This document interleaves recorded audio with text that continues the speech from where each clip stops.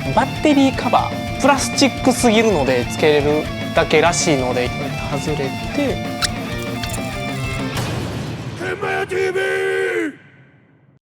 こんにちは、研磨屋のアナです。今回は軽トラをちょっとイメチェンしようかなと思って、このバッテリーカバープラスチックすぎるのでちょっとここ変えたらなんかちょっと雰囲気変わるかなと思ってバッテリーカバーを交換したいと思います。まずは両面テープ、クリップ、バッテリーカバーの本体とステーの4つです。これをパッとこうなんかここにこのプラスチックのカバーにここにピッてつけれるだけらしいので、今からちょっとつけてみたいと思います。よろしくお願いします。まずはこの両サイドのここですねにあるこのクリップが左と右に1個ずつあるので、これを外します。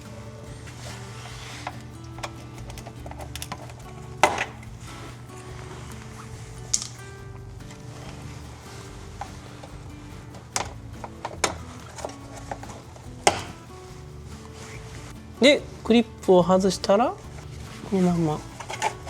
こうか、こうやって外れて、でこうつけるだけで、僕のだとこのままつけるとここのサイドのここですね、クリップが全然届かないので、こっちとかも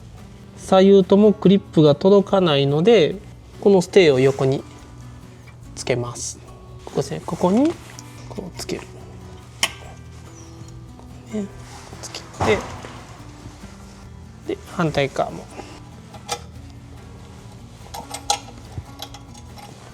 クリップをつける、こんな感じでつけて、ここについてるネジですねを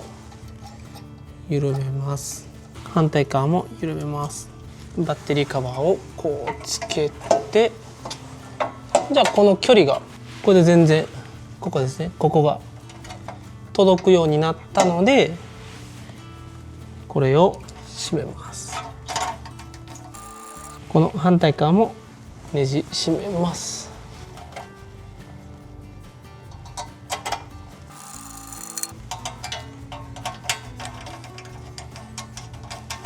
はい、こんな感じでいい感じにつきました。初めに見てもらったみたいになんかステーみたいなのをつけて、ちょっとこのバッテリーカバーの深さが浅いので、そのままつけてしまうと全然クリップオンではつけれないので、初めに見てもらったステーにクリップして、であとはそのネジついてたネジでこのバッテリーカバーを調整しながら締めていくっていう感じで、結構強めに締めるとしっかり取り付けることができました。まあ取り付けになかなか難儀して、取り付けがちょっと説明書とかもなかったんでちょっと分かりにくかったんですけども、慣れてる人やったら5分ぐらいではつけれるんじゃないかなっていう感じです。もうほんとこの純正のプラスチックのバッテリーカバーからこのでステンレスで錆びにくい素材で黒塗りなんで、ちょっとシックなギラギラの黒じゃなくてちょっとシックな黒なんで、パッとこう足回りがちょっとパッとこうかっこいい感じになったのかなと思います。はい、こんな感じでちょっと地味な変更ですけども、ちらっと見た時にいい感じにかっこいいのかなと思います。このバッテリーカバーの詳しいことは概要欄に載せていますので、ぜひ確認してみてください。この動画が皆さんにとって少しでも役に立つと嬉しいです。ありがとうございました。